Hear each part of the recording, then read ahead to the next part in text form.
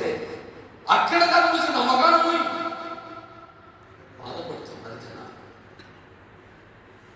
యేసు ప్రభు ముఖం మీద వస్తూ ఉన్నాడు. యేసు ప్రభు ఓర్చుకుంటున్నాడు.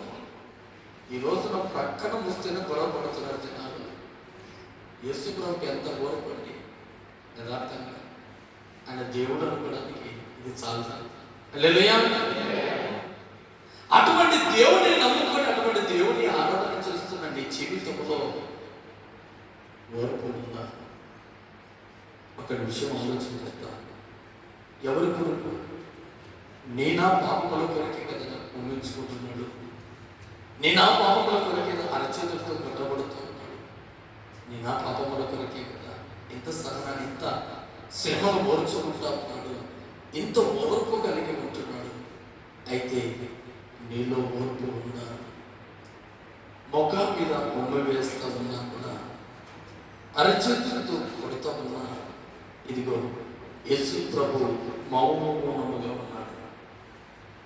ఏదైతే లూకాసు వార్త 23:4 చదువుతామా? అయితే పిలాతు రాజుకు మాట్లాడుతున్నాడు. పిలాతు రాజుకు మాట్లాడుతున్నాడు.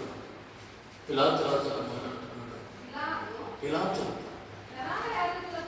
ప్రధాన యాజకులతోనూ జనసమూహములతోనూ ఈ మనుషుని యందు నాకు ఏ నేరము కనపడలేదు. అయితే వారు